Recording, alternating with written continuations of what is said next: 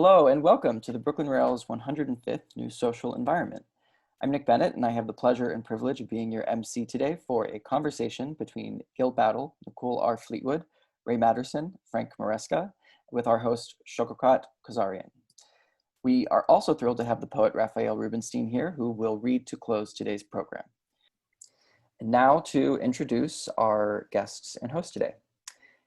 Gil Batle was born and raised in San Francisco to Filipino parents, was in and out of 5 different California prisons over 20 years for fraud and forgery, and is now living on a small island in the Philippines, where he is tuning in today and where it is, I believe, 1 in the morning. So thank you, Gil. He recounts his experience and various stories in minutely carved detail on fragile ostrich eggshells, each with an architecture of pictorial panels supported and separated by a fine lattice of chain link fencing, razor wire, or carved handcuffs. Nicole R Fleetwood is a writer, curator, and professor of American Studies and Art History at Rutgers University, New Brunswick.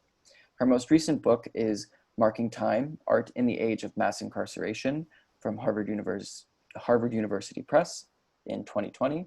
And she has co-curated exhibitions and programs on art and mass incarceration at the Andrew Friedman Home, Aperture Foundation, the Cleveland Public Library, Mural Arts Philadelphia, and Zimmerli Art Museum, among many others.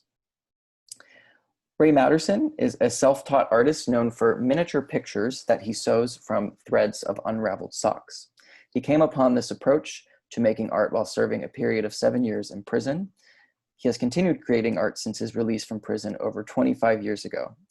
Maddison has lectured extensively, working as a drug abuse counselor, and has had numerous gallery and museum shows, most recently at Christie's in New York. He currently resides in Michigan and continues to create commissioned works. Frank Maresca is an American art dealer and co-founder of Rico Maresca Gallery in New York.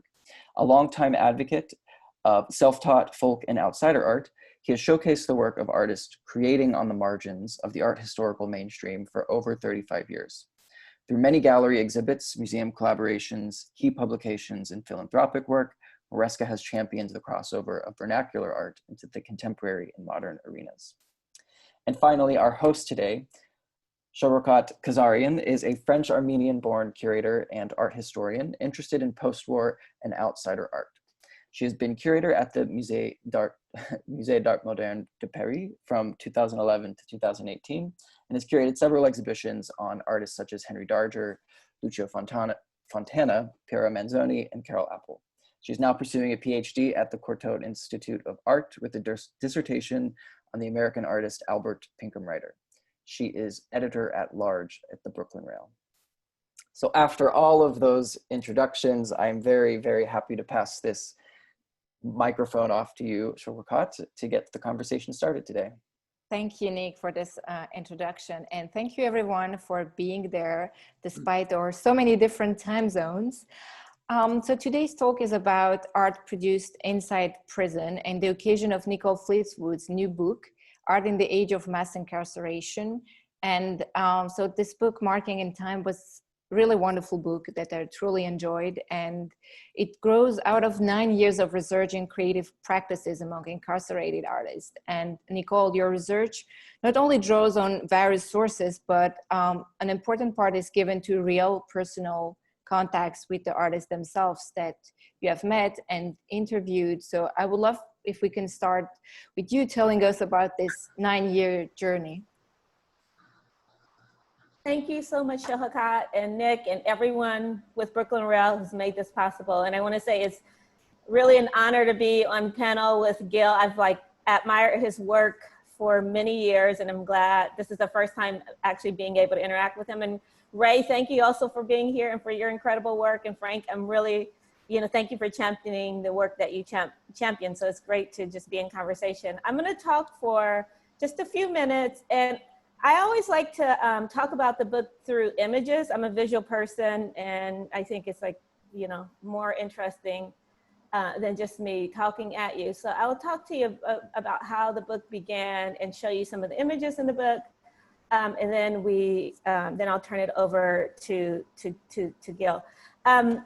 So the cover of the book, Marking Time, Art in the Age of Mass Incarceration, actually is a series of portraits from a currently incarcerated artist. His name is Mark Lafney. He is incarcerated in a state prison in Pennsylvania.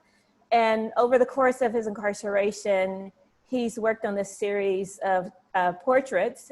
I think he has now about 600 of them, of incarcerated people who are at the facility where he's located, FCI Dallas. And these are all 20-minute graphite sketches. And for him, it's really important for especially the art world and viewers to understand that these are not individual portraits, but it's an ongoing series. His goal is to really document the toll of mass incarceration from the side of punitive captivity, from the side of someone who's in prison. This work will be on display as part of the ongoing project Marking Time. There's a book, there's public programming, and then there's also a large exhibition that will open at MoMA PS1 as soon as it's safe for museums to reopen. It was scheduled to open in April, but because of the pandemic, we had to postpone it. It's really important for me to say that I started on this journey, and Choghakate is correct that it's about a decade-long project. But it actually started much earlier with prison visits to my incarcerated relatives in Ohio. And over the course of visits, this is a photograph with my cousin Alan, who was sentenced to 18 to life when he was 18 years old in 1994. And so every year I would go back to Ohio at least once or twice to visit him.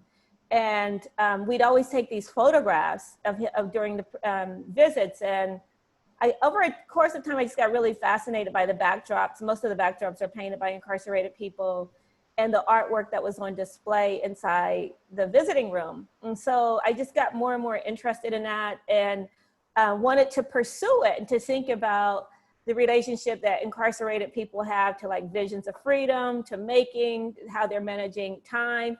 And then as the project grew more and more, I really got interested in abolitionist visions and thinking about the importance of incarcerated people to the politics and ideology of prison abolition. This is the opening work in the book. It's a self-portrait by Ronnie Goodman. It's also a document of the Arts and Corrections workshop space at San Quentin. I'm curious, Gil, are you familiar with this space? Did you ever work in this space? No, I never worked there, but I know of it. You know of it, okay. I've been inside there. The book opens with this image. This image is so important because it really captures the entirety of the book, a lot of the issues that come up. And it's especially important today because Ronnie Goodman passed away on Friday. He was released from prison in 2009. And since that time has been living in housing encampments in San Francisco. And one of his good friends found him in the encampment where he had been on 16th Street and Cap Street for many years. And so I and everyone who loved Ronnie were all really devastated by his loss. And I should say that Ronnie was going to come out to to New York in April for the opening of the PS1 show, and he was just absolutely elated and ecstatic. And I'm just completely heartbroken that I'm honored to have his work as part of this project, but I'm just heartbroken about his passing, and I just want to lift him up. How old was he, Nicole? Ronnie was 60 years old, and Ronnie was very active. If we have some time in a conversation, I'll pull up some of the works on Instagram. There's been some really beautiful tributes to him going up on Instagram. If you go to MoMA PS1, they wrote a really beautiful piece about him. And for the general audience, I'll put in the chat a Mission Local story about him. That's a really fantastic profile of him. He was also really active in the movement of unhoused people in San Francisco to create safe havens and to also decriminalize homelessness. He actually, one of his really amazing prints is of a movement. It says, you know, no more homeless deaths. He ends up dying. It also says, you know, more homes, less prisons, and that sort of work. So if I can pull up the work, I'll pull up the work, but let me just get through these slides without totally losing it. It's been a very emotional time. So what I would say is over the past 10 years, I have interviewed about 70 currently and formerly incarcerated artists. And what's been really important to me is like really understanding the process of art making inside confinement and the way that art can serve as a practice of connecting with other incarcerated people, with a broader public, a non-incarcerated public, and really how the identity of an artist is an identity that many incarcerated people will cultivate because it is in so many ways antithetical to the label of criminal or prisoner or felon that the state has placed upon them. And so it's a really powerful way that incarcerated artists actually cultivate an identity, cultivate bodies of work, and really ways of connecting with others while inside prison. And Tamika Cole is like a really great example of that. She spent 26 years in prisons in Alabama. She experienced a lot of abuse by prison guards, and she said art was like the only safe haven for her as a response to that abuse, because anything she would say or do would just make her sentence worse. So Locked in a Dark Calm is one of the works also that will be in the PS1 show, and is a really important kind of example of what I call penal space. And it's both a workshop space like where Ronnie was working, but it's also the kind of psychic space that incarcerated people cultivates for their own survival and protection. I'll move a little faster through these just so, because I want to make sure we have time for talking. Kenneth Reams is another artist who's in the book, and he, you know, his work is a really great example of like what I call penal matter, and it's like the material constraints in prison. And Gil's work is also a great example of that, as well as Ray's, how incarcerated people will use discarded items, non-art material, whatever they can repurpose in the service of art making. Kenneth Reams is currently on death row in Arkansas. He's been in solitary confinement on death row for 27 years since he was 18 for something called felony murder. Felony murder is when you're with someone who commits murder, but you're not the one who committed murder. He got capital punishment in Arkansas for that crime. And so what you see here is a collection of rappers from other incarcerated people on death row. And so he's thinking of like racial capitalism, extractive practices of prison, where all of this junk food is sold to incarcerated people at exorbitant prices, and that continue to impoverish the communities that are most impacted by incarceration. James Hoff is another artist who's in the book and who's now out. He was released in August of last year. He's going to be celebrating his first anniversary on August 21.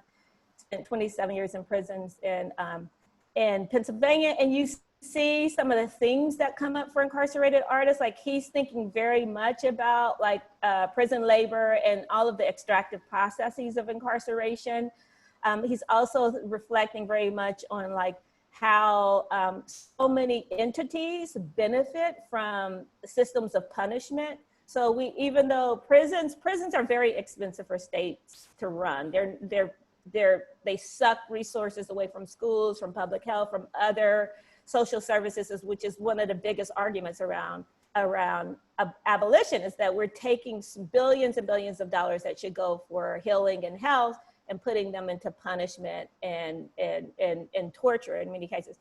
And so even though prisons suck resources and suck money, there are lots of entities, corporations, labor forces that benefit from punishment, that are actually completely addicted to punishment, and their entire like wealth is based on punishing and captivity. And so this is one of the issues that James Hoff is concerned about. Mary Enoch Elizabeth Baxter is now a colleague. One of the amazing things that has happened through the process of working on this book is to see a community of formerly incarcerated artists and activists form. And so James Hoff and Mary Baxter, they're colleagues, they're friends, they're both working out of Pennsylvania, out of the Philadelphia area. Both are very active in trying to get incarcerated people released right now during the COVID pandemic. Mary Baxter is a bail disruptor. She goes to county jails. She tries to bail people out, especially incarcerated women. And she has an incredible triptych that you can access on YouTube called Ain't I a Woman, where she's referencing the famous speech of Sojourner Truth about, about the suffrage movement as well as Black abolition struggles and the particular injustices and oppressions facing Black women. And so Baxter's version of this is she's linking her experience in state prison, where she was shackled while giving birth, to the history of shackling Black women, enslaved women, and the history of racial captivity. All of this work is I discussed in much more detail in the book itself. Jared Owens, again, is thinking about this kind of long continuation of captivity, imprisonment, forced labor. So what he's done here in this triptych that's also going to be on display at PS1 is overlaid the prison where he was incarcerated in New Jersey. It's called Ferreton Federal Correction, with the iconic Brooks slave ship. And it was from 1788. It was the Brooks slave ship. It was a really important visual for abolitionists in Britain and in the US. And so he's again kind of lining up the holding cells on the slave ship and also in the prison. And he uses, again, what I was talking about, penal matter. So once he was released from prison, he left with jars of prison soil, and he continues to mix that soil into his paint. And so that's where you see in the kind of dark gathering spaces in this painting. Gilberto Rivera, who's a Puerto Rican artist born and raised in Brooklyn, was actually incarcerated with Jared Owens. And they, along with Jesse Crimes, formed this anti-racist art collective in Ferreton Prison, where Jesse Crimes is white, Gilberto is Puerto Rican, Jared is Black, where they get together and they do political theory readings. They would share art articles with each other. They would subscribe to different magazines and kind of resource pool, and really do a lot of critique and encourage each other to kind of push their works along. And so this is one of Gilberto's work, An Institutional Nightmare, where he uses his prison state-issued uniform. And this was really in response to him being labeled a gang member. He was stigmatized as a gang member. And so all of his work, all of his art was extra scrutinized and was often confiscated. And so he said that his biggest kind of label as a gang member, or being identified as quote, a bad subject, was his prison uniform. So he uses that again, deconstructs that, and turns that into this mixed media piece. I think I have a couple more works. I talk about photography in the book, but I also talk about the lack of access that incarcerated people have usually to visual recording technologies. And I mean, there are some exceptions, and one is a project run by Karen Ruckman in the mid to late 80s in Lorton Prison in Virginia, where they were able to actually do all stages of photography, including running a dark room. And here you have I really love this self-portrait of Michael Moses L. with this incredible grid of his beloved people and some of the images he's taken. So I mentioned Jesse Crimes and Jesse as working with Jared Owens and Gilberto. And so one of the things that I think moves me the most about the role of art inside prisons is that it can serve as this space where people can come together across differences. If you're an incredible portrait artist, you might have, and you're Black, you might have a white or Asian or Latinx person commissioning work from you. So it's one of these spaces where people can kind of come together across differences, when otherwise prisons are racial apartheid systems where people are very much segregated by race, ethnicity, language, and the like. And so Jesse Crimes and his work with Gilberto and Jared is an example of that. Here he's, this series Jesse did in his very first year in prison, when he was in solitary confinement and had very few material. So these are image transfers of mugshots that he took out of newspapers and legal documents, and he's transferred onto prison bars of soap.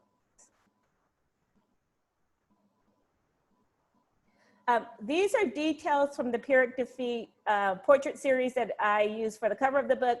And I have an entire chapter on portraiture, and one of the things that I learned through the course of doing this research is the importance, the significance of portrait work for incarcerated artists.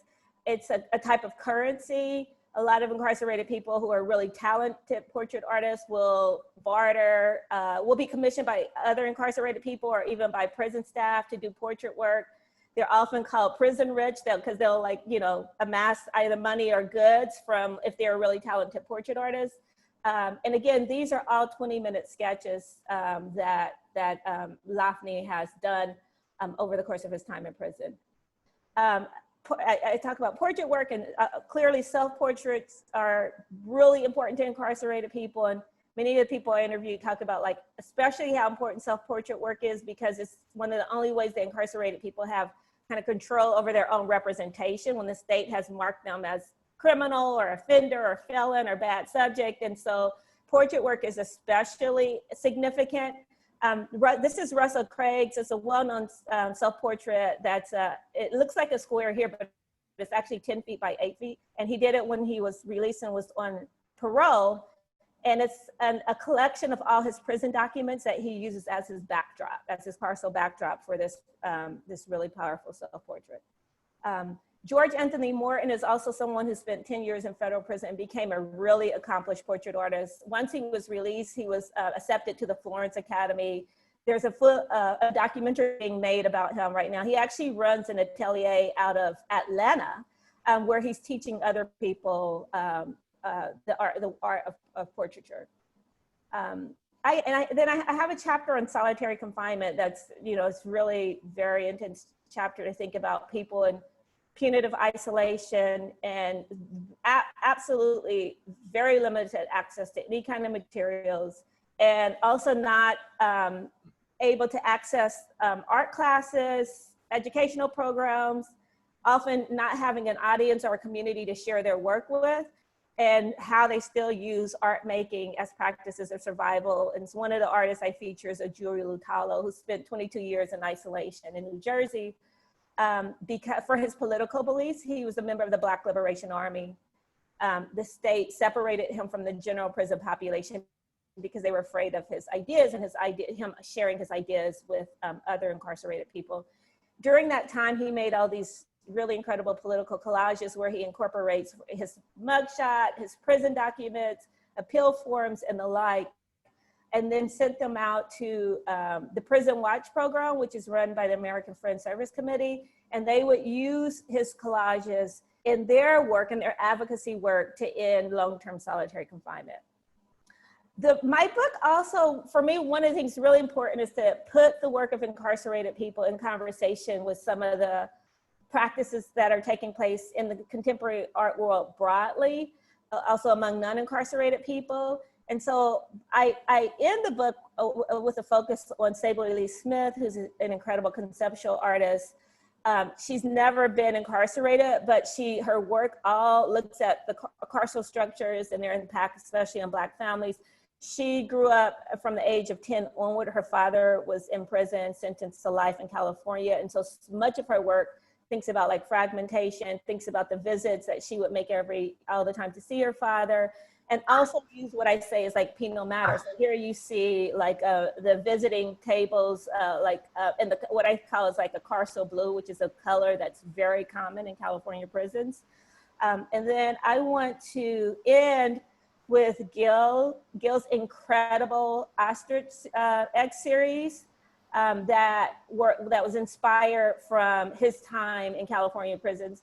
And turn the mic over to you, Gil. Oh, wow, you caught me off guard. You had me compelled. Oh, I'm so sorry. I thought we were on the journey together. We are. It's your turn, Gil. Yeah, that egg is the egg, the last egg you just showed was Do you want me to go back to it? 'Cause I think they have other images for you as well. No, with the last egg, one of my favorite ones is no, not that one. That was This one, Sanctuary? Sanctuary, yeah. Yeah, I love this egg. This egg is in the book. This is the one that's in my book. Oh, wow. Yeah, Sanctuary is, so you would think the word sanctuary was a word used, you know, a good word. And I think Matt would understand what I'm talking about when it comes to sanctuary. When I was on drugs, committing crimes, there was a moment where I actually wished, waiting to get caught, so I don't have to run anymore, and be in my cell, which was my sanctuary. And then after a few months, you wanted your freedom. You wanted to go out of the cell to find your sanctuary. You know, I mean, sanctuary. And so I got out, I'm free, and I'd get arrested again, being on drugs. And it was, you know, sanctuary is a tricky word. This egg I did because I lived both, I lived in two different worlds, in prison, outside of prison. But as a parolee, as an ex-convict who's still committing crimes because of, I don't know, a drug addiction or whatever, you're always going to look for sanctuary, and most of them don't find it because it's not outside. It's in here. I think Matt understands that. Gil, I wanted to ask you, maybe you can just remind us a little bit, how did you start making this art in prison, and how did you acquire all the skills? I know at some point, maybe in a video, you said that doing forgeries it requires a lot of artistic skills, and because all you're doing requires a lot of skills. So how did you learn that, and how does skills gave you a status? Because as Nicole said before, like in prison, being an artist gives you a certain status, an identity, and maybe you can tell us a little bit about that. Yeah. I've been doing art. I've gotten in trouble at a very early age. You know, from as a child, drawing on the walls of our house. I was probably like 7 or 8 years old, and I got in trouble for drawing on the house, which my father taught me how to draw, and I got in trouble for that. So art has always been in my life, and I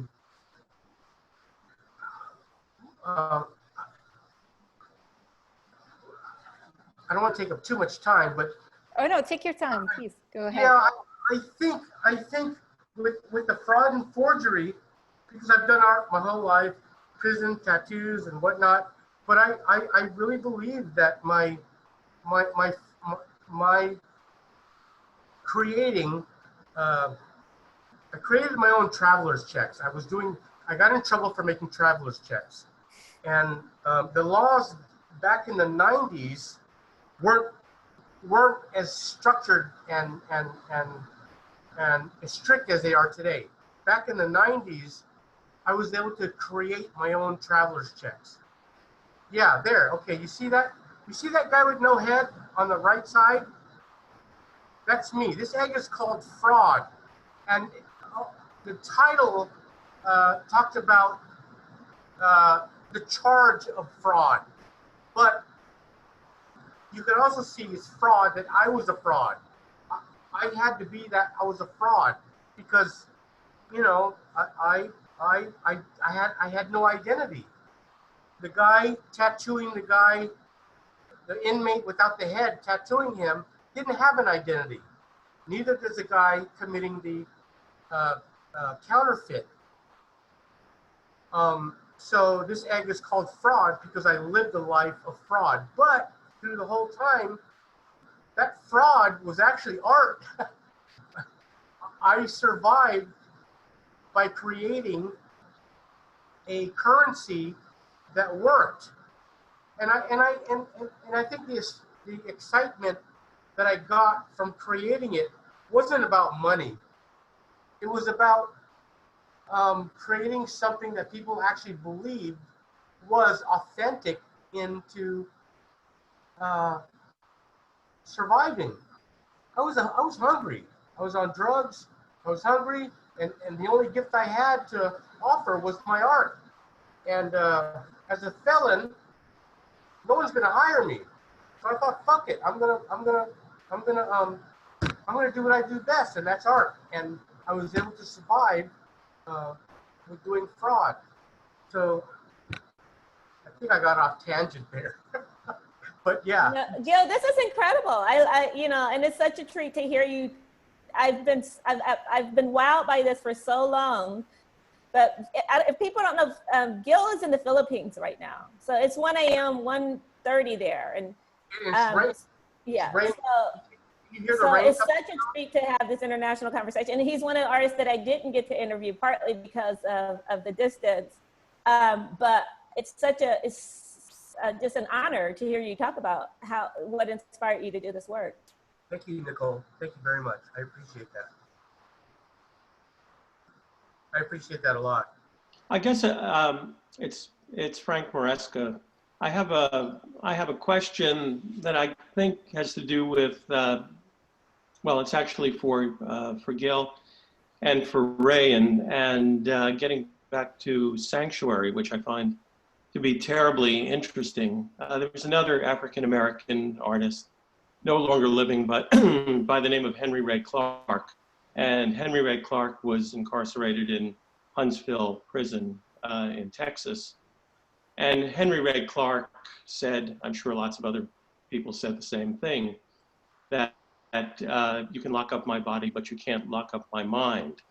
So it seems to me that place of sanctuary, whether it's Ray unraveling socks and doing his miniature portraits and scenes, or whether it's Gil, it's that sort of concentration. Does your work take you to that place of sanctuary? You know, Frank, even though I've been physically in prison and gone through, you know, all that suffering, I'll tell, and that suffering, everyone on this panel, everyone listening, everyone in the world has their own prison. They don't have to go through what I go through, but they have their own prison. It could be a relationship. It could be a drug addiction. It could be, I don't know, you name it. Everyone has their own prison. And they want to get out too. And they suffer. I suffered in prison just as the same guy whose wife is cheating on him, or whose gang, they want to get out of a gang, but they can't. Someone who's addicted on drugs, he wants to get off the drugs, he can't. Everyone has their own prison. I just happen to be able to go through the actual physical prison system as an inmate. But I'm no different from anyone who's suffering from a situation that they can't get out of. And Sanctuary, I think it does that, because, you know, everyone wants to find that sanctuary.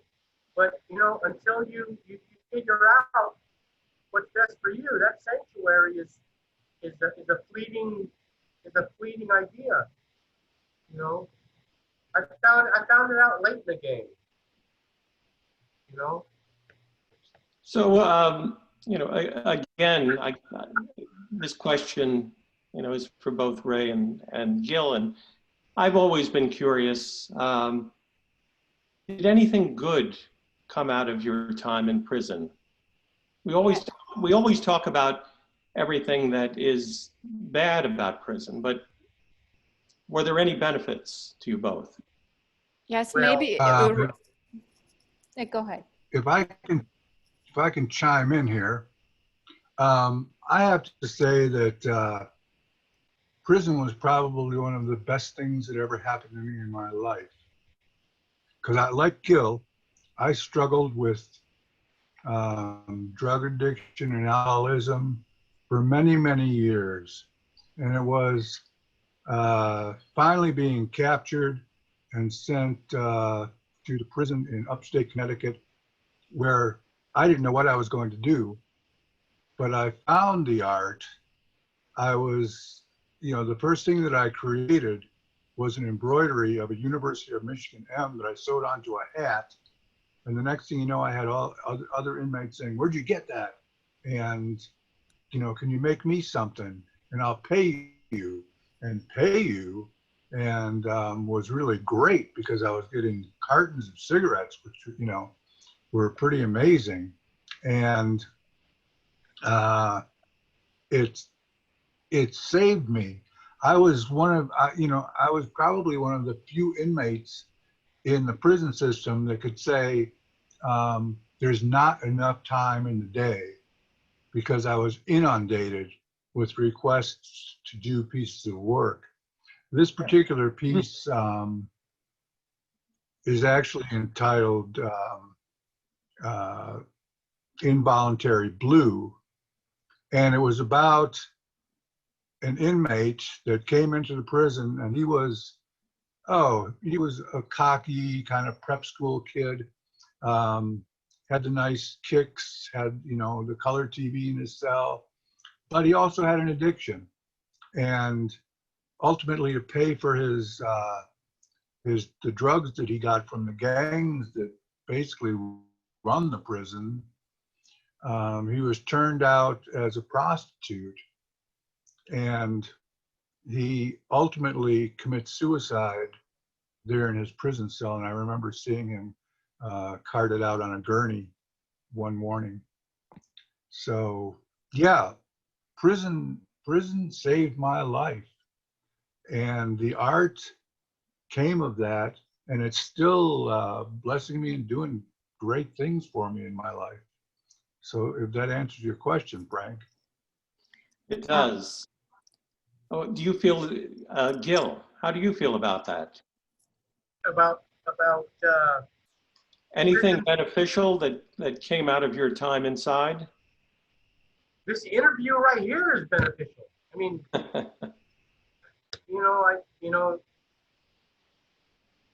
one of the things I remember the most about these eggs, Norman Brosterman, I got lucky. He saw my eggs in a trade show, and he brought them to you. And I'm an ex-convict, and what you did for me, I'm grateful for. But I think that the prisoners, the inmates, the convicts that I interacted with in prison, who are just as talented with their tattoo work, with their creativity, are just as talented as I am. I just happen to find a good media, and they're still stuck in that hellhole. Those guys that committed the crimes that they did. When you isolate yourself for months, years, your creative bone, your creativity just flares out. And there's a lot of inmates in there who write letters and make greeting cards, candy wheels, and whatnot. That, as humans, we have the ability to create, but we don't create because of the fucking world we live in today. We don't have time to create. We got jobs, we have to take care of our family. But when they lock your ass up and you got nothing but yourself, they'll give you food, shelter, and clothing, but the only thing that's left is you and God or whatever. But creativity, it comes booming out, and I feel guilty that I'm on this show, and I've had a couple of shows with you, Frank, and there are guys in there who are way better than I am, who understand what creativity is, that are still locked up in a cell today, lifers. Those guys will never see the sidewalk again. So I have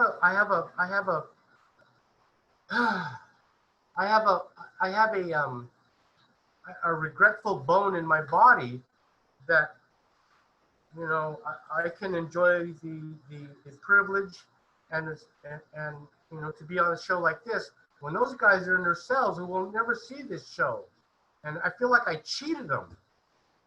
Those are the characters, the scenes on my eggs are the guys that are locked up, and it's like I'm a director of a film of the stars on these eggs, and they're getting no recognition, none whatsoever. So I'm really not, I get something out of it. You know, I sell an egg, yeah, whatever. You know, I'll spend it on some stupid shit. But I'll tell you what, those guys locked up, they suffer just like me and you do. Can I just respond really quickly to that question and to Ray and Gil's, both of their incredibly moving responses? Because both of them also said something that now we call a public health crisis, which is about like chemical dependency or drug addiction, right? And like the critique of prison is that prisons should not be solutions for all our social problems. Like Ray and Gil were suffering from drug addiction, right? And so if we had a better public health systems, better social safety networks, prison wouldn't have been the thing to save them. It would have been truly therapeutic and rehabilitative. So my point is that like we need another system to save people like Gil and Raymond when they're at their worst moments than putting people into cages. Thank you, Nicole. I had one question because you talked about how art and creativity saves lives in prison, and about that, I wanted to ask a question to Ray, because I believe that you wanted to become a priest when you were young, and it's common that in prison people have religious epiphanies, and many people dedicate their time in prison to religion. And how come you chose art instead of religion? Or maybe it's not opposite. Well, I think that, you know, faith was a part of the creative process, and you know, and my belief in a higher power was very important to me, and it was, you know, and it was, the art was the answer to my prayer, because it saved me. And I want to interject here that, Gil, I totally respect what you do, and not only your artwork, but your incredible humility. And I think that that's just really wonderful. But the art saved me, as I'm sure it saved Gil, and I was able to, you know, like one of the first series of works that I did were 5 Puerto Rican flags for gang members, and by God, if that didn't help me to, you know, to get protection from, you know, from other people that are out there that, you know, can be pretty serious and pretty nasty. So I'm happy. As far as becoming a priest, oddly enough, I was in a play as a priest in college, and took on the nickname of Father Ray for many, many years. And though I didn't become a man of the cloth, somehow, somewhere inside me, I guess I am. And I'm a man of the cloth in that that's my medium. Thank you. I would like to get back to Nicole's book's title, Marking Time. And I was very amazed by how time is handled, especially coming from France, I was so shocked to see how long the sentences were, even for minor crimes. So it's really shocking to see that type of punishment that long. And as Nicole wrote, what's extracted from the extracted is the source of life, time. And I would like to speak about Ray's and Gil's, maybe the time of their creations, because both of you do works that take a lot of time. And as you said, in prison, you have time. But so how did this change when you get released from prison? How can you find the time now? Or has this release changed something inside your work and how you work, how you create? Ray, Gil? Ray, I mean, well,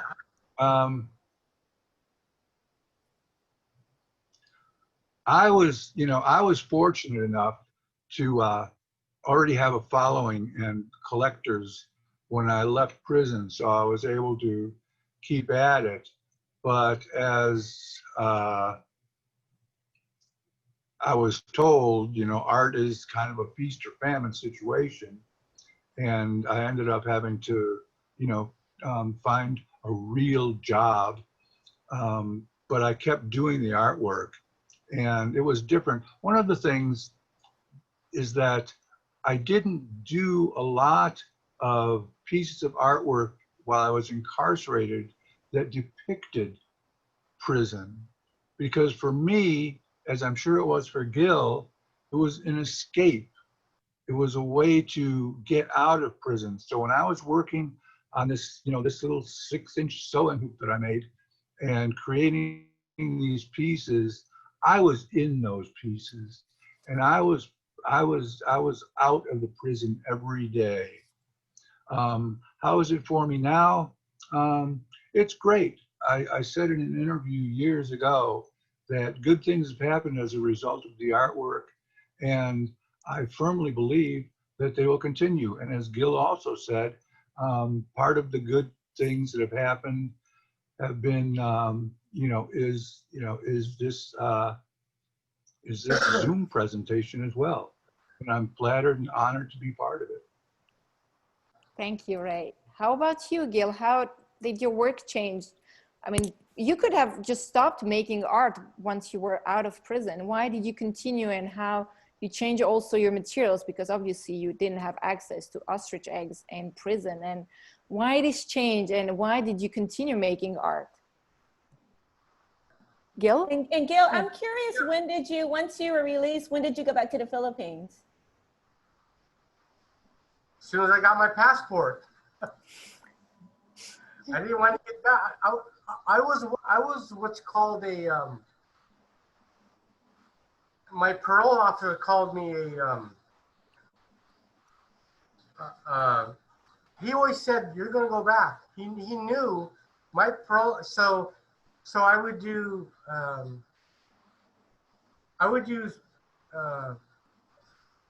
year to 3-year prison stretches. I would get out and I'd be back in a month, or maybe 2.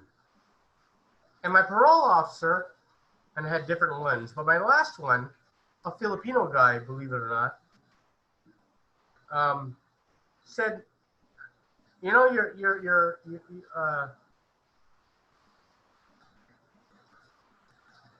are you gonna do? I was locked up. I did a drug program, a mandatory drug program in San Diego, and just like they normally do, they ask you, so hey, as a parole officer, they want to know what you're gonna do. And I lived in San Francisco, but I was in San Diego because I got busted on the Mexican border. So this parole officer of mine, which is a Filipino, I said, what are you gonna do, man? I said, I'm gonna go back to San Francisco. And he says, well, you're gonna do the same shit. Look at your record. You've been doing the same shit for the last how many years? Why don't you go back to the Philippines? And so I did. Yeah, I got sidetracked, Nicole. Did that answer your question? You absolutely did, and I think, Choghakate was asking you a question about time, and I'd like to, when you're done, I'd like to say something about time in terms of how artists have talked about it too. About doing time? Time. She was asking about like the time, your art, and how time consuming it is and how the materials have changed.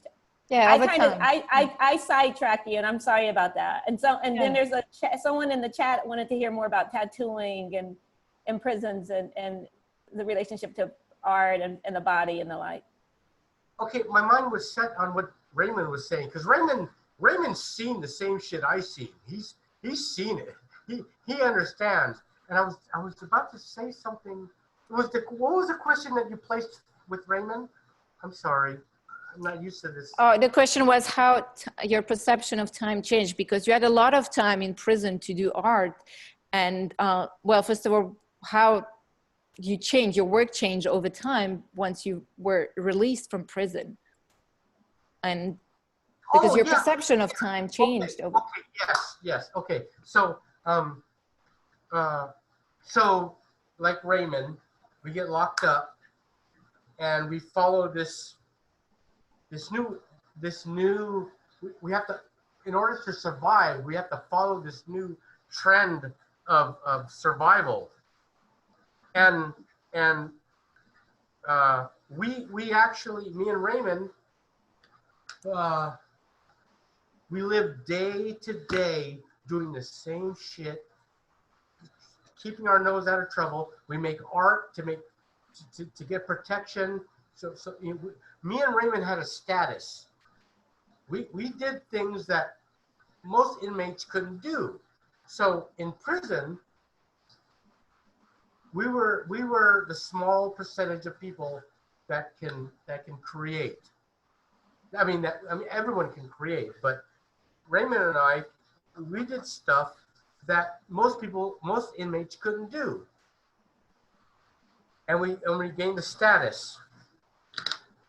And then we get out, and then we parole. We get out of prison. He did years of prison, and I'll tell you something. To this day, you don't forget what it was like to survive in a place like that. In other words, he's in his cell, I'm in my cell, and we're making shit. We're making drawings, portraits. He's making these beautiful embroideries or whatever. I'm doing tattoos. And I do the tattoos in order to fucking survive. I don't do it, because hey, check this out. I love, this is beautiful. I don't do it for that reason. I don't do it. I do it because I need to survive. I need to let these guys know, even though you pay me a couple of soups, they're gonna go, wow, check this shit out, homie. Check this shit out. Okay, so I get out. I finally get out, and I decide in my life that I'm gonna do good. And the fear, most people think, they look at me and Raymond and they think, oh, he's finally out. Oh my God. The fear is still there. Like today, I have like we have, me and Raymond have reminders every day of what prison was like. Keys, I have a set of keys here. To me, keys are a major reminder of what prison was like.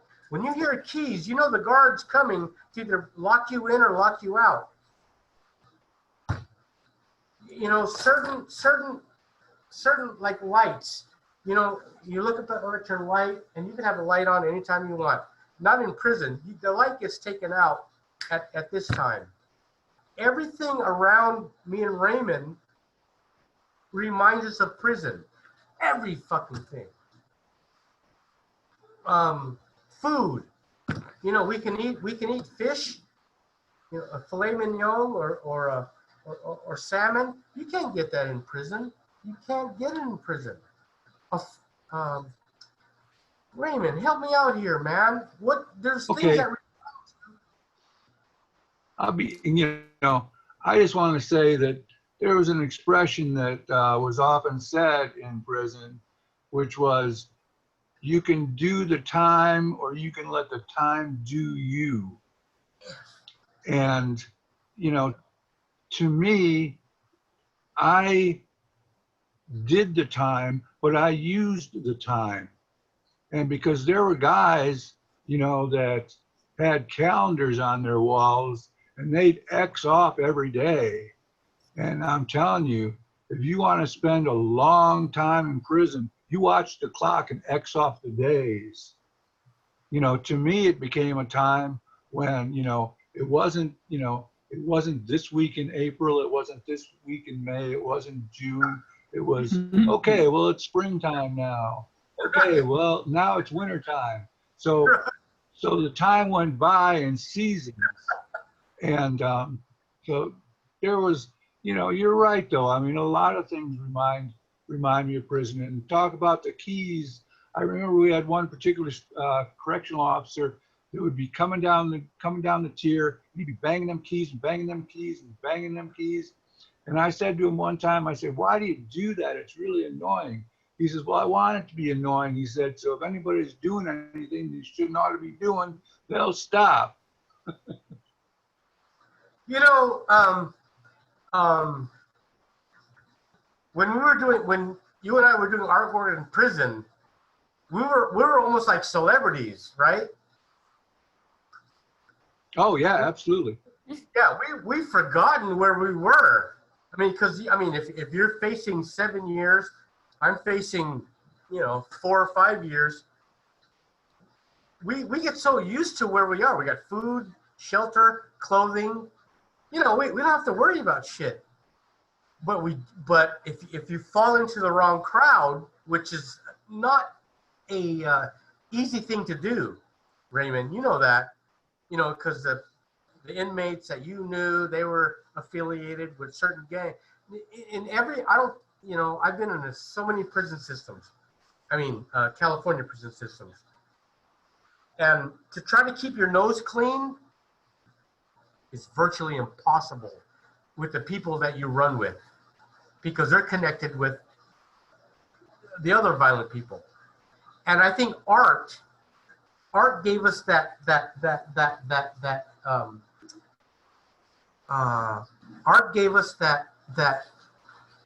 safety, because, you know, most people can't even draw a straight line. I mean, not to criticize the average person, but when we do the things we do, they forget about, you know, stabbing the next person and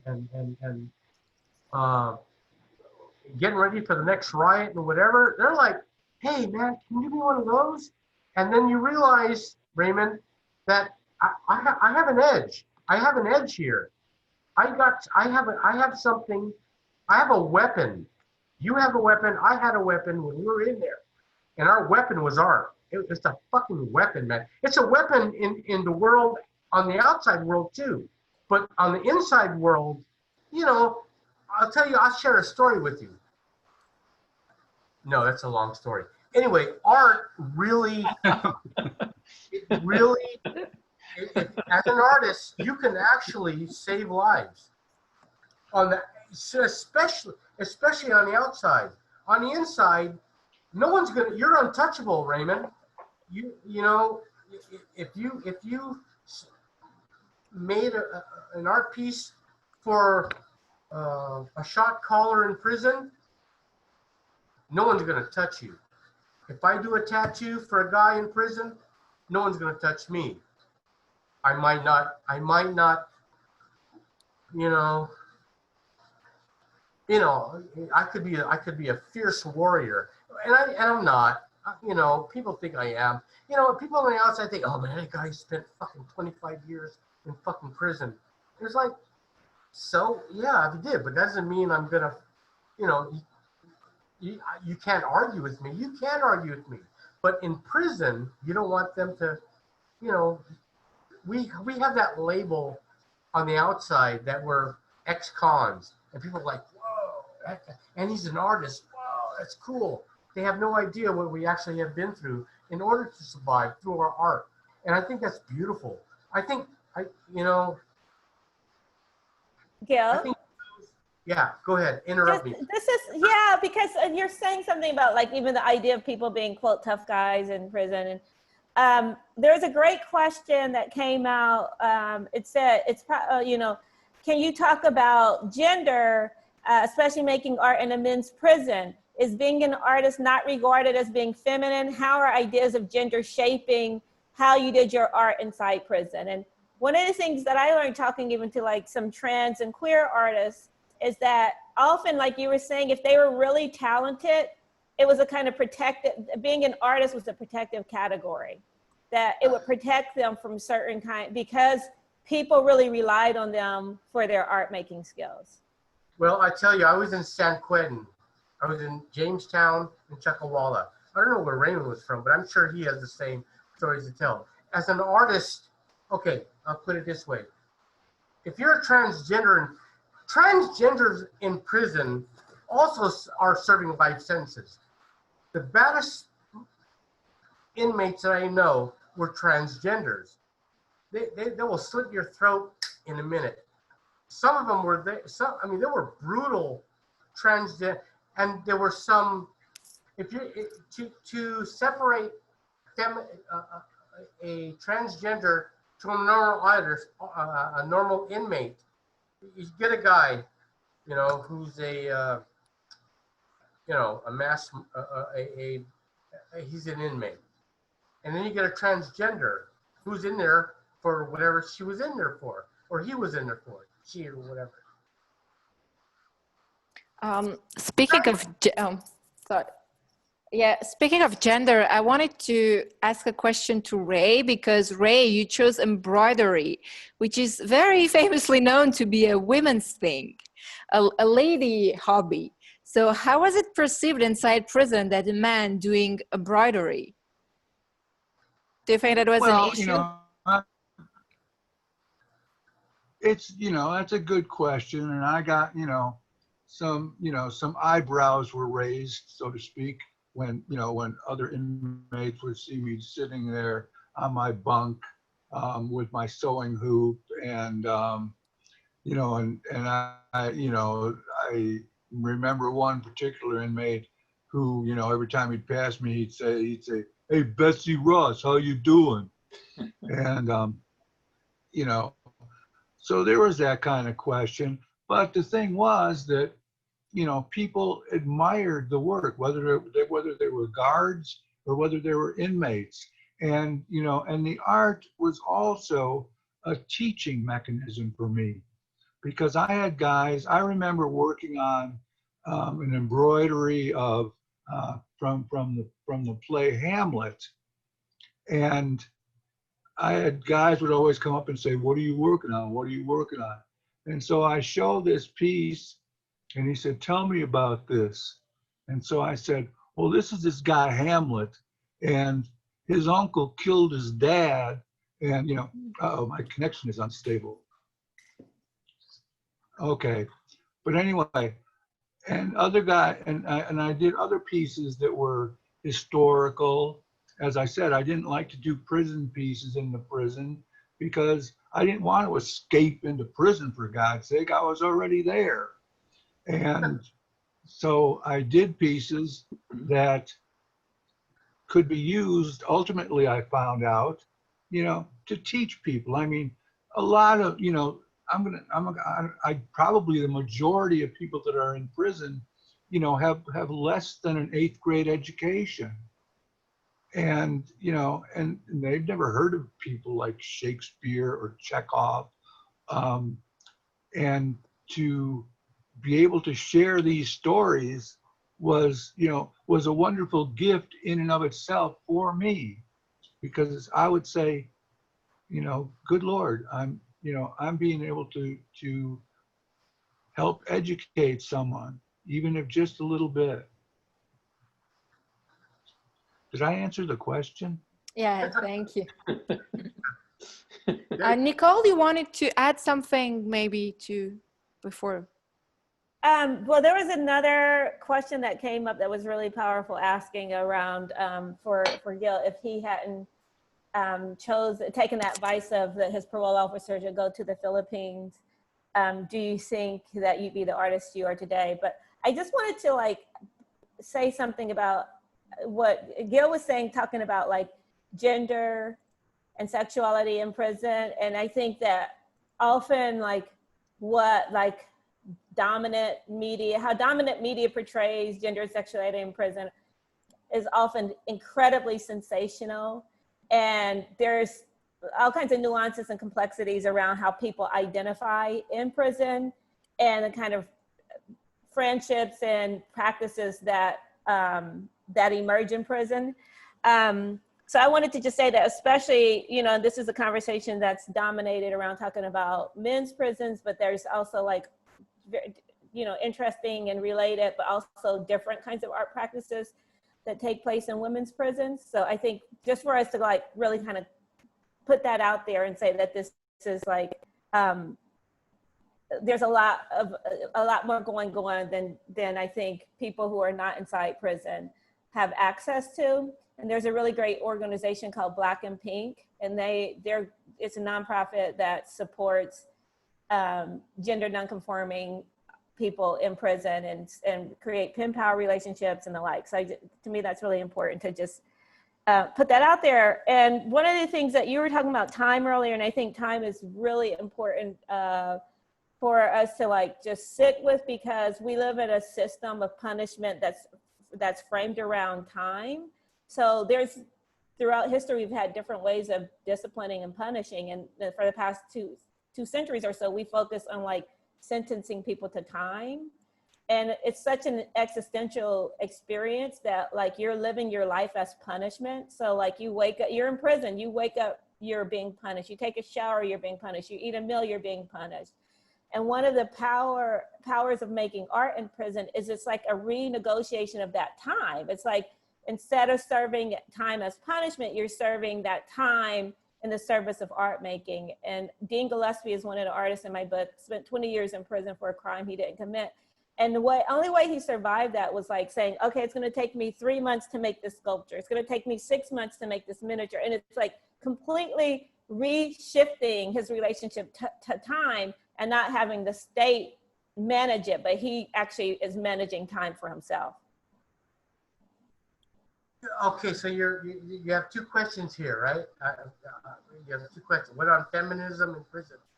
One on feminism in prison, and the other one being. Well, there was a question for you specifically that I think was sent privately to me that was meant to be sent to everyone. It says, if you had not taken the advice of your last parole officer, do you think you'd be the working artist you are today?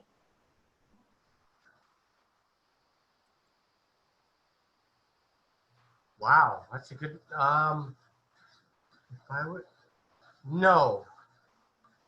The answer is no. Because if I didn't come to this island, I wouldn't have the opportunity to be free to do what I wanted to do, because I'd be on drugs. With that said, Frank, you sold an egg of mine called Romeo and Juliet. Do you remember that one? I do. It was about it happened in Donovan prison. There was two lifers. Lifers are people that have to serve life sentences. And one was a guy, a transgender, and the other one was an Asian guy. His name was Bolo, after the Bruce Lee movie. He was a yoked out, strong guy, and in our group as another in prison, you know, because California prisons are divided into black, white, Mexican, other. I was another, and in the others there's a Chinese guy named Bolo. He was in love with a transgender, and I can't remember her name, but she was a white transgender. They had a relationship. And I'm on the topic of feminism, I think.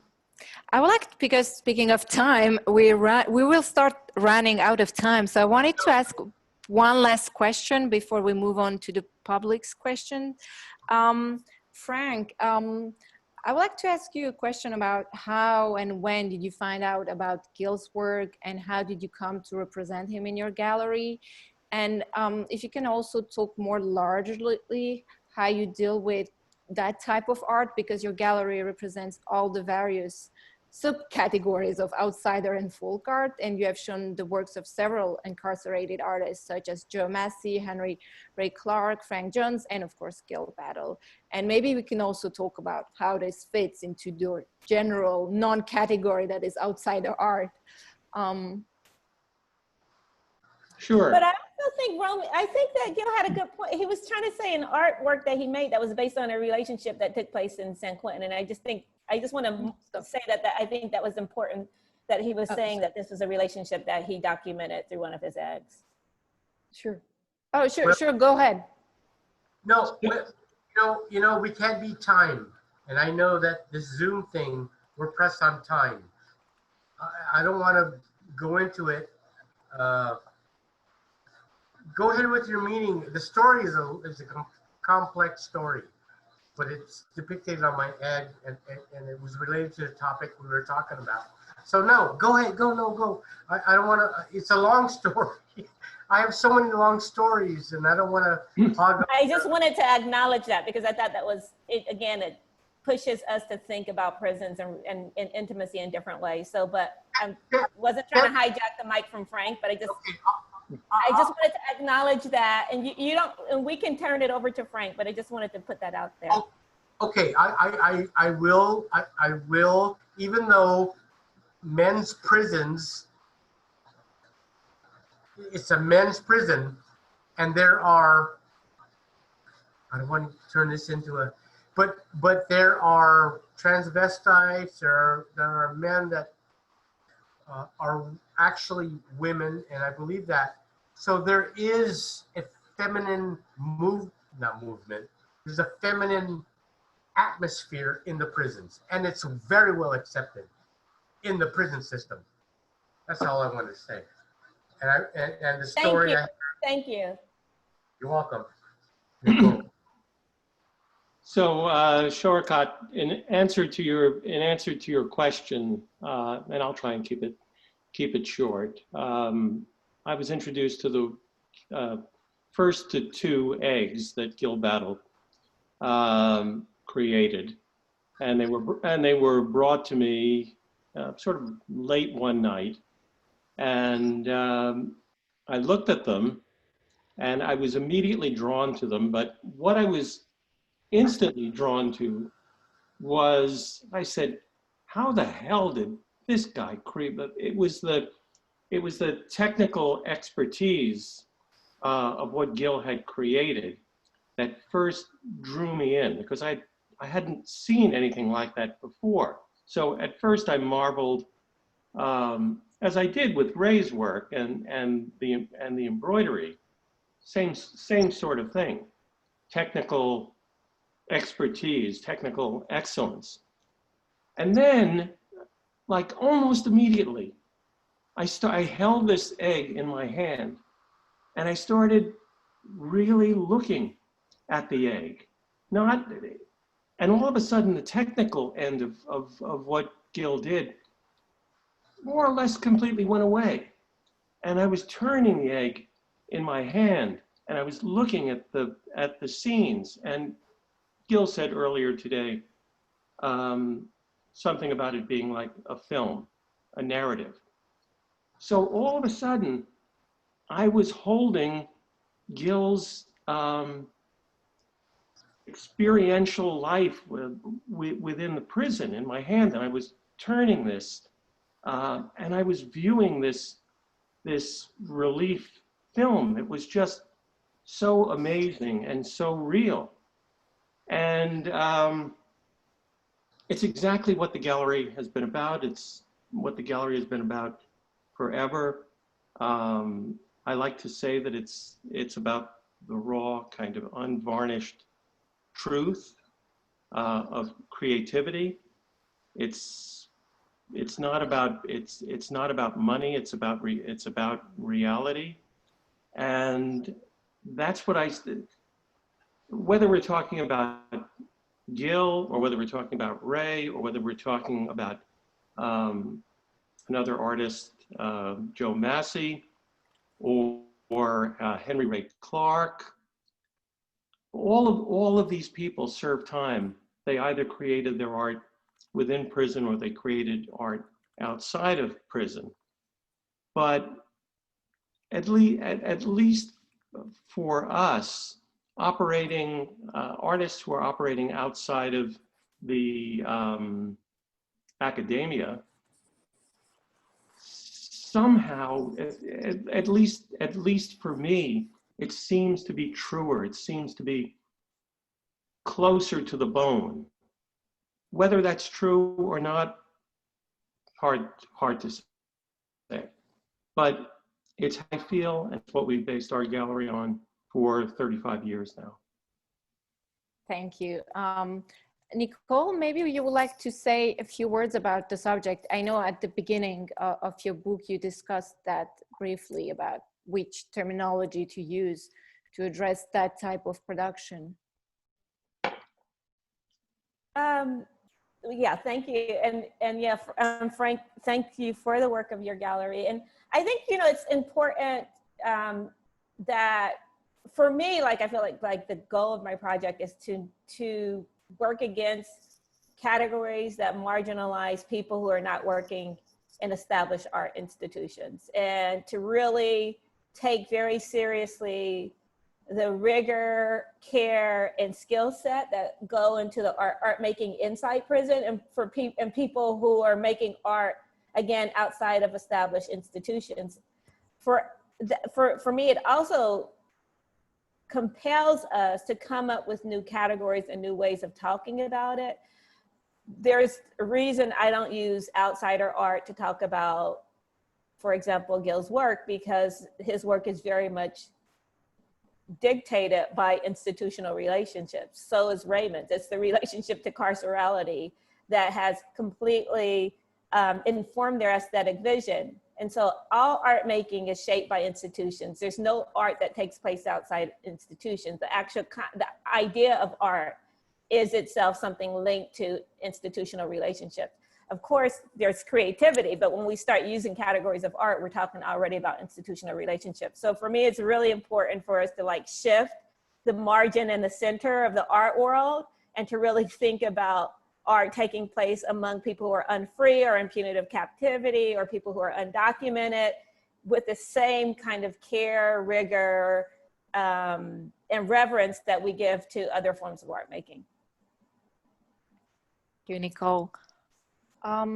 Nick, unless anyone has something to add, maybe we can move to some Q&A.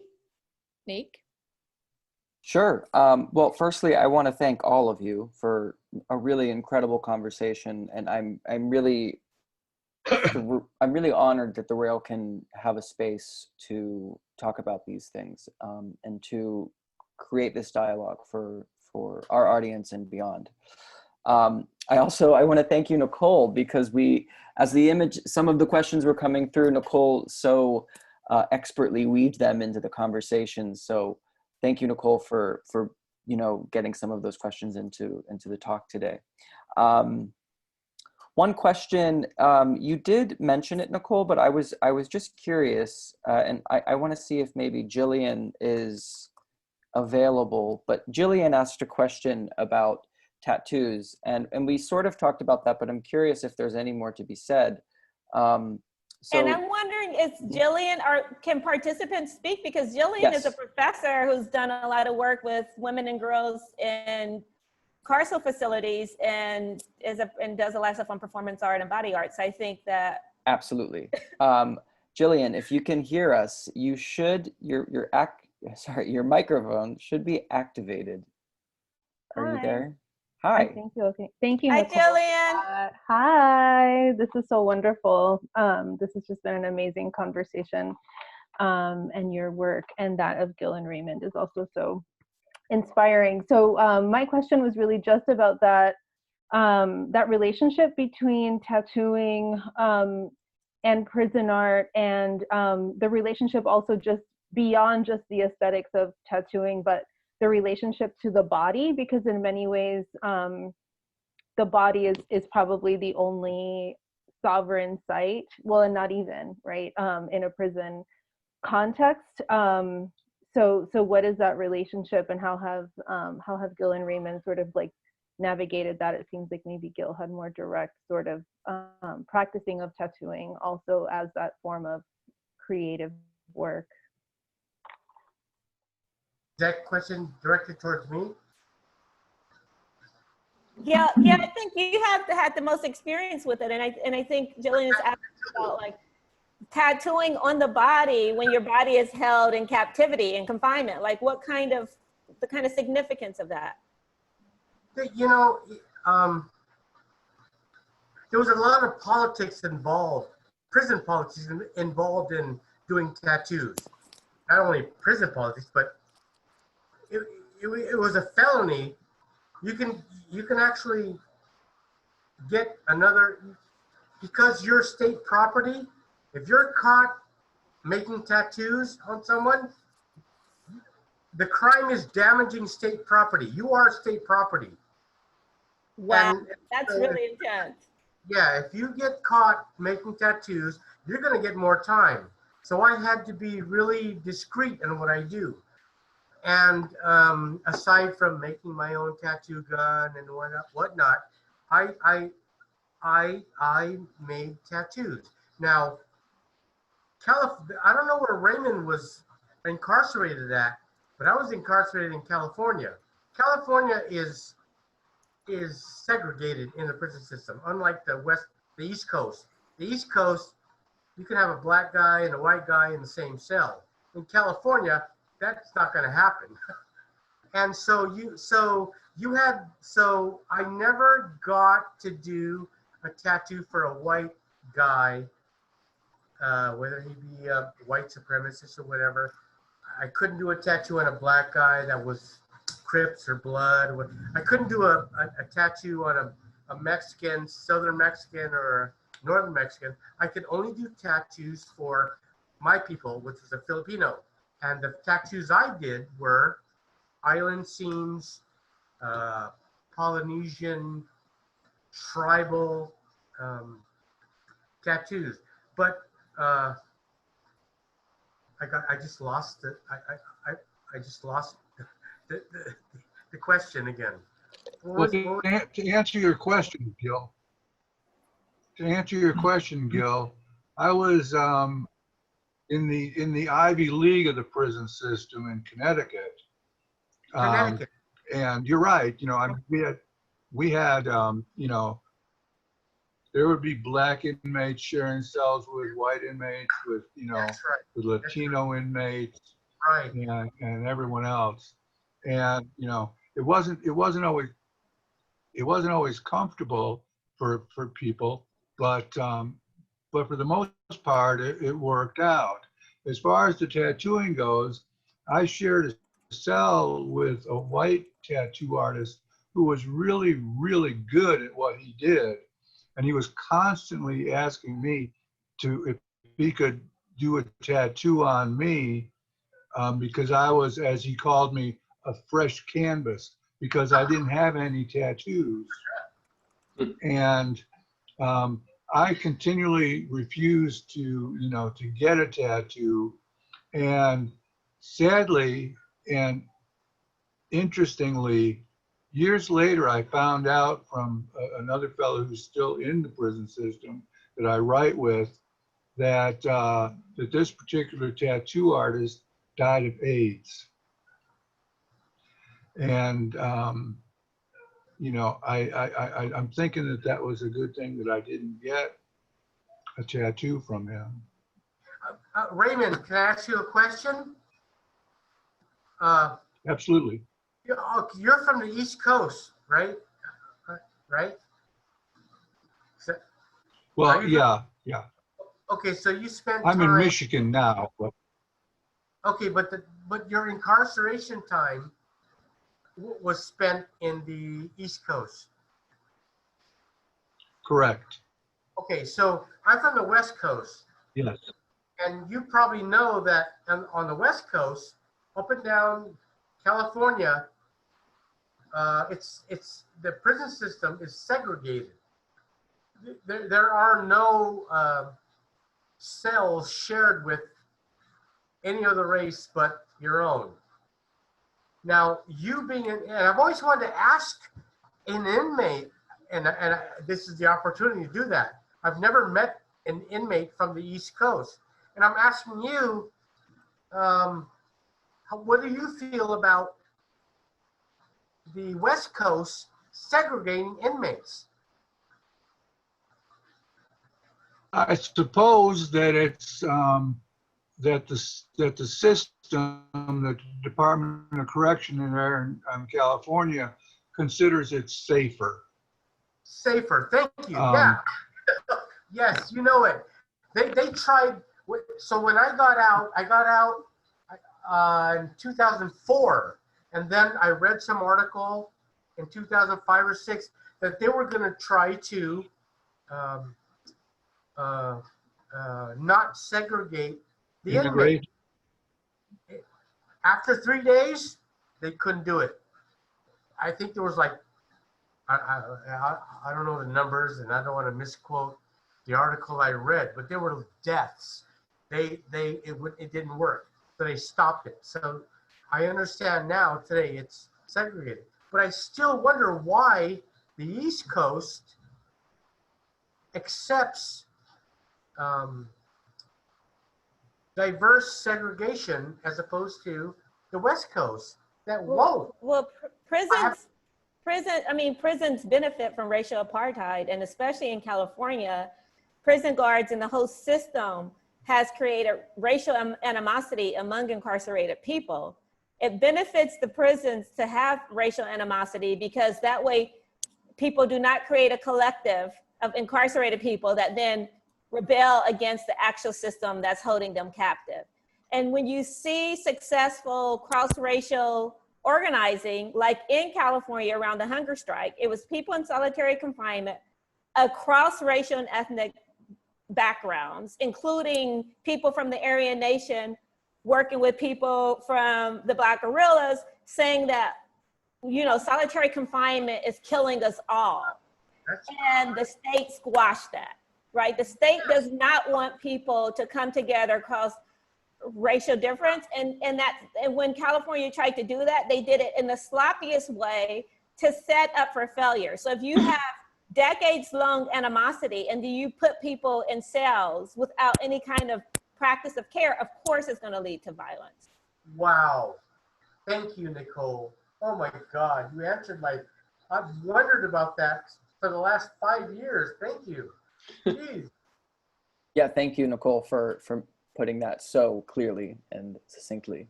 We have about 2 questions left. Well, I should rephrase. We've had many amazing questions in the chat and sent directly as well. And I want to thank everyone for their questions today. But we only have time for 2 more. The next question is coming from our own Tom McGlynn here at the Rail. Tom, you should be able to activate your microphone. Hey, yes, hi, and thank you to everybody who participated. It's been an amazing, insightful meeting. I had a question regarding, you know, the whole inside and outside thing. I know Frank Maresca is probably familiar with the term, or, you know, it's an old term, outsider art. And, you know, the whole discussion about making art inside versus outside is really interesting in the context of sometimes, you know, well, in the past, it's been considered like a less professional criteria for judging art. But what I wanted to bring, the point I wanted to make was that the Italian philosopher Giorgio Agamben has this concept that he resurrected from Roman civil law with regards to what he calls a homo sacer. And this is the individual who,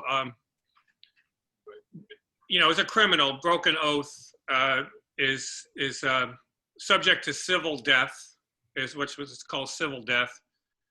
So they weren't necessarily incarcerated, but they were considered the accursed man, but also the sacred man, because they could walk around and anybody could kill them with impunity because they were already dead in terms of civil law. So I'm just curious about this relationship between inside and outside and civil death. You know, Gil was bringing up the question of people actually being property of the state. And it seems like it's a similar thing, that there's kind of like a beatitude associated with the accursed man. Does anybody want to take that anywhere? I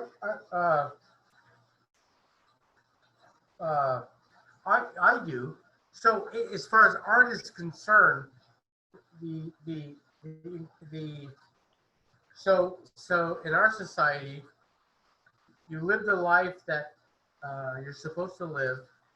And you commit a crime or you do something bad, you end up incarcerated. And my question is to you: are the people that are incarcerated, do they deserve the same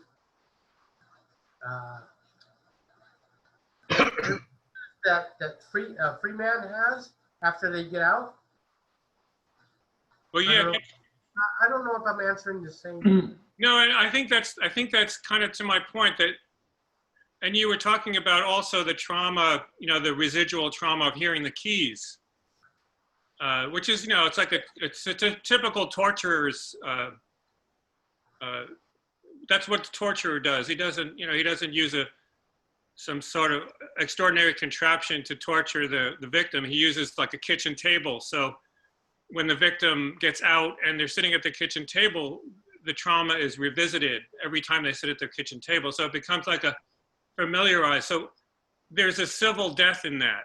There's a residual civil death. So, you know, when you get out, you're still kind of in. Yes, that was my egg sanctuary. That's why I made Sanctuary. I was in prison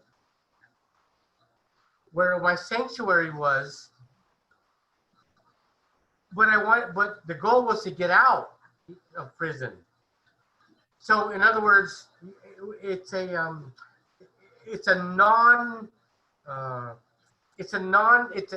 continuous cycle. I committed crimes. I got my drugs. I got arrested. I went to prison. I need to get out. I need to get out of here. I got out. I got an apartment. I got a hotel room and whatever. And it was only a matter of time where I got arrested, and it was time that I wanted to get arrested. So the sanctuary,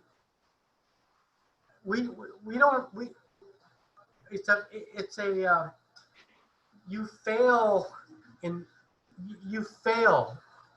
when you try to find your sanctuary on the outside of who you are.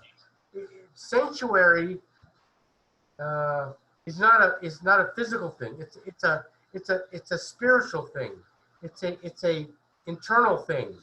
Your sanctuary is not out there in a prison cell or in an apartment. That's why I created that egg. So I hope I answered your question. It's so If great. if I can respond to this in a little bit different way. Okay. When I was first released, I moved into a rural suburban white community, and I felt like people all knew, because who I was, and and that I'd been in prison and such, and maybe I was a threat to them. And so I actually went, and I don't know if this was smart or whether it was incredibly stupid, but I went around the neighborhood and I introduced myself and I said, "Hi, I'm Ray, and I was just released from prison recently, and if I could tell you a little bit about my story and why I was there, maybe you'll understand. And rumors, will not fly. And so people invited me in, and they listened to me, and I don't know if they cared or not, but I never had any trouble. I don't know if that answers any kind of question at all. No, it did. Ray, you're right. I know. I think that most of the people that hear our stories, they have no idea what me and you went through. What me and you went through is they only see in the movies or what people talk about. They have, but you and I we were in a cell, you're probably in a 4x8 cell, 4x8 foot cell. We were in a cell. They closed the bars. The bars were closed on us. We were locked in that fucking bar, And then we had to wait for our food, right? So on a 23-hour lockdown, because I'm sure you went through a 23-hour lockdown, you had to wait for your breakfast. You had to wait for your fucking breakfast. You had to wait for your lunch, and you had to wait for your dinner. And we didn't know how long that was going to last. They let us out in the yard. The word got out, hey, after a month or 2 months, we can go to the yard. We can go to the yard for an hour. And we go to that yard, and we feel the sun. We talk to our friends we haven't seen in a month, and we talk about just our kids, our wife, our regrets, how fucked up this place is. And then they blow the fucking siren. We have to go back to our cell. And then we go back to our cell. People don't know what you and I have gone through. They have no clue. They have no fucking clue. And as artists, I think you and I are help me out here, man. I think you and I are voices to let people know that what it's like to be arrested for, something that it's one thing to do a murder, or a rape or whatever, but when you're addicted on drugs, for whatever reason, it's a whole different story. Me and you are victims of the right. Well, and if I can just interrupt you for a second, Gil. There have been so many people that I've shared my story with, and they've said to me, I could have been exactly where you were. I just didn't get caught. Oh, That might be a good moment to take a moment. Firstly, I want to thank you both again for sharing your experience with us. There's one last thing to add from our own Phong Bui, the publisher of the Brooklyn Rail. Phong, you thank you everyone. Should be able to activate. Choghakate. Thank you, Nicole. And of course, thank you, Gil and Raven. In regard to how we learn about it, through outsider art, self-taught, naive art, whatever this strange terminology or labeling, we got to, to know it through modern art. Essentially, particularly Jean Dubuffet, who collect, I think, the work of psychiatric hospital patient alongside of those of children art. He treated the same equal worth, and we know that. And to me, it seems like it's very spiritual, and there's certain kind of inclination to a certain, as Gil said earlier, sanctuary. I thought that was a beautiful term, because in repetition that has been used for the East is really different than the West. you know, if you think of the image of, for example, Christ under the cross is essentially half naked, you know, suffering a great deal. So it's amplify his unique individuality, as opposed to repetition that is, if you think of the image of Buddha, trying to repeat, you go through the chanting. So the repetition is about get rid of himself. So the opposite of Christ, you know. In the case of what you are doing as artists, I think you are building a form of stability through that use of repetition, however minute, intricate. And I think it's incredibly beautiful and admirable. So thank you for all that. And I learned a lot today. Thank you so much. Back to you, Nikki. Thank you. Nicole, are we okay on time? Do you? I have to go very soon, but I'm going to stay as long as I can. Okay, thank you. We have a few traditions here at the Rail. As we have been dedicating our conversations, you know, to the people that have lost their lives to racism and police brutality, I find it only appropriate to dedicate today's talk to Ronnie Goodman and to the many sort of nameless people that are in prisons and suffering. And I think conversations like this are vital for people that aren't aware of the topic. And I want to thank you all for sharing your experiences and your scholarship with all of us today. So thank you. But we do have a tradition that we end our conversations every day with a poem. We are very lucky to have our good friend today, Raphael Rubinstein. A quick bio for Raphael is that, Raphael is the author of The Miraculous from Paper Monument 2014 and Geniza from Granary Books 2015. He's currently writing a book about the Jewish Egyptian writer Edmund Habes. He's a professor of critical studies at the University of Houston School of Art, and he divides his time between Houston and New York. With that, Raphael, I will pass the mic off to you.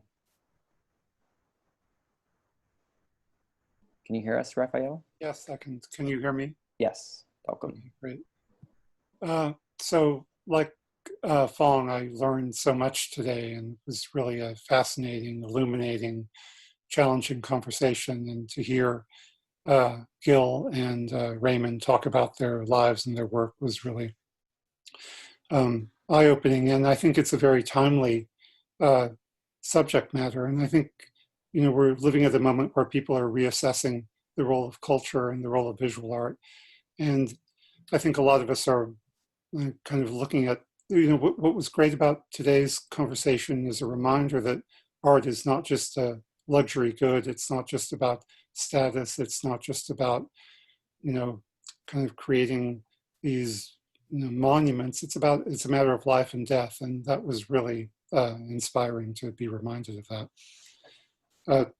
So I'm going to read two short poems. And the first poem is dedicated to Steve Dalashinsky, who was a poet and a longtime contributor to The Rail. He had a wonderful monthly column about music, about the jazz world mostly. Steve sadly passed away almost a year ago in September 2019. So this poem, which is about music and jazz, is dedicated to him. It's called A Pianist Perdu, after Hal Galper, who was is a pianist who played in the 1970s with the Cannonball Adderley Quintet. Anybody can get lost on a tune. One night it will happen to you too. And after the gig, you'll find yourself hanging out in Walter Booker, the bass player's room, when Cannon, well into his cups, proceeds to deliver a dissertation on getting lost and what to do about it. He lays down all the possible variations. You know you're lost and nobody else in the group knows it. They know you're lost, but you don't know it. They know you're lost and so do you. You're all lost and none of you know it, or maybe you all do. In that situation, the first two people who agree, the first two musicians who get themselves into the same place in the tune are right. The problem is not that you're lost. Everybody can get lost, Cannon explains. It's how long you're lost for. There was so much more that he said. Things that changed forever how you played. Many years later, you tried to reconstruct his impromptu speech. You asked Roy McCurdy and Nat, who were also in the room, if they remember what he said, but they can't, and neither can you. It's gone now, as gone as the incredible big beat of that rhythm section. The rhythm section that was beating you up every night for a year until you became strong enough to meet them at their own pace, until you learned how to widen your own beat. Now, no one can tell that it ever existed, even on records, but you know that it did because you heard it, because you were in it, playing fast or slow, the beat that told you where to go. The last poem is a short one written recently, has no title. Trees planted by persons unknown, graves filled with persons unknown, decisions made by persons unknown, for reasons unknown, with consequences unforeseen. Trees slowly squeezing out green buds in a season that seems to mock all our go-to metaphors. When the only rebirth that matters is that of a young and vital virus, outfoxing us at every turn, outrunning our rush to write our names on paintings, on poems, on funerary urns. Thanks. That was gorgeous. Thank you. Thank you, Raphael, Thank so you. much. Thanks for inviting me to be part of this. Absolutely. I just want to share endless gratitude to everyone involved today. Thank you, Raphael, for that poem. Thank you, Nicole. Thank you, Gil. Thank you, Ray. Thank you, Choghakate. Thank you, Frank. I hope that there are many conversations like this to come. We do this every day at 1 p.m.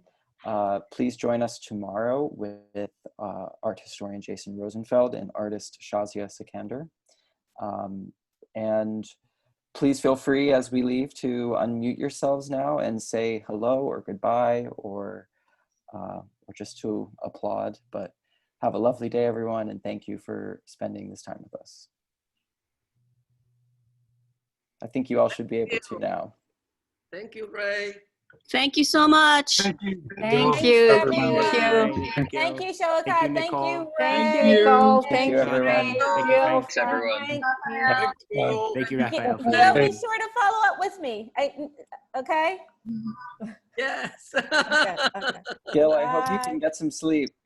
I know, Yeah, go such a Gil, trooper. taking It's some sleep. 2:30 in the morning. So much for joining us. This is special. Thank you, Jillian. Thank you, everyone. Thank you, Carol, for your participation in the chat. Thanks, everyone. Thanks, Raphael. Those poems